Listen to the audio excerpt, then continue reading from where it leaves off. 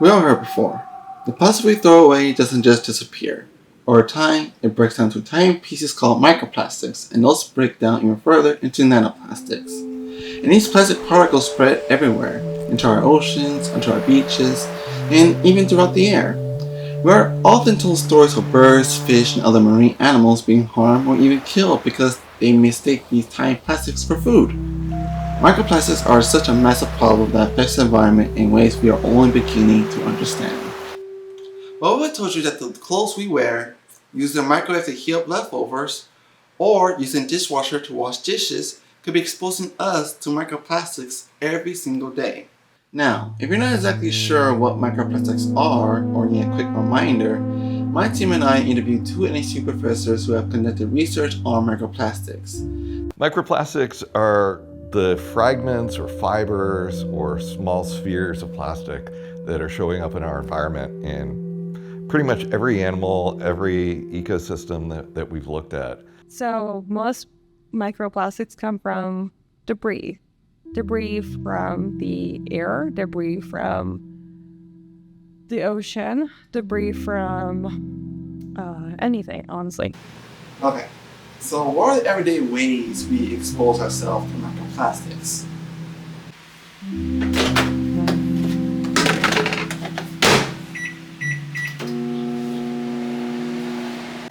So microwaves. Microwaves can increase microplastic exposure by heating the plastic. It causes it to shed and release toxic chemicals. If you don't want that to happen, you should try finding wooden or glass ones instead. Studies have found that microwave plastic containers in our microwaves can release billions of nanoplastics and millions of microplastics onto your food and in the air. If you want to reduce this wave of exposure, avoid heating food in plastic containers. Try to find microwave-safe alternatives like glass or ceramic, and be mindful that even paper cups or plates with laminate interiors can release microplastics.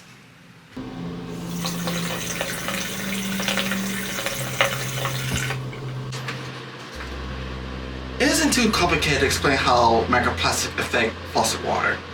After all, we use plastic in our plumbing pipes, and we have plastic waste degrading our canal water.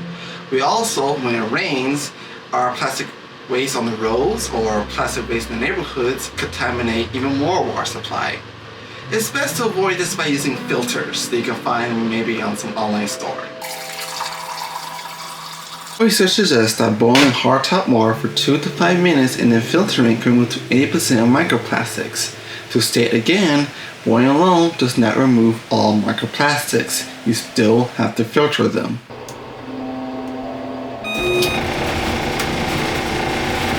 Many people are surprised to know that the number one culprit of microplastic exposure to human way of living is in our clothes, especially synthetic clothing. According to research, 60 to 70% of clothing is made from plastic fabric. If you want to reduce this way of microplastic exposure, look out for clothing with less synthetic fabric and more natural fabric.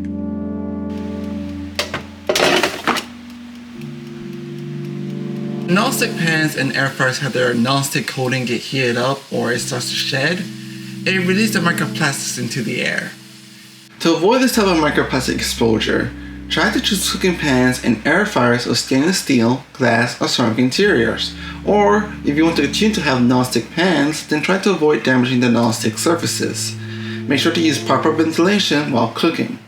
I think you're seeing a pattern right here. I'm going to let an NHC professor explain how this exposes you to microplastic. They'll get degraded by sunlight and mechanical action like on beaches or in rivers.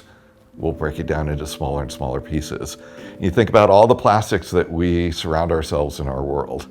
And, every time we brush up against a plastic bumper on our car, we're releasing some amount of small plastics into the environment. Every time we throw away styrofoam, it breaks down into smaller and smaller pieces, to say nothing of the trash that we're kind of spreading around the world. If you haven't noticed yet, I didn't really touch on the effects of microplastic to us. I touched a lot on how we are exposed to microplastics, and it's for good reason. There's not a lot of research on the effects of microplastic. There's studies out there, but they're just not proven yet. Why don't we know? Because people live different lives, and people eat differently, and it's just not the same. We know lead leads to A, B, and C, genotoxicology.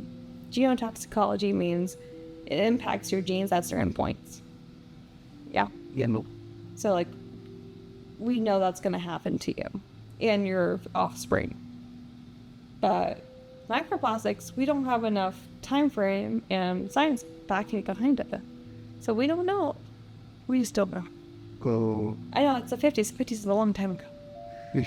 But, like, we didn't even know it was a problem until recently. So that's kind of the reason. Like, we didn't know it was a problem until recently. But there is a lot of proven research on how we're exposed to microplastics. And I do feel comfortable in sharing two NSC professors' research findings on the effects of microplastic. We're getting these microplastics in our bodies, which oftentimes have endocrine disrupting effects. So it's actually changing the chemistry of our bodies from the inside out. So your body is full of immune cells. Some of them are always working, some of them are just stagnant. And the ones that are always working are munching things. And the ones that are always munching things, they don't know if they're foreign, organic, like the polymers meaning plastics.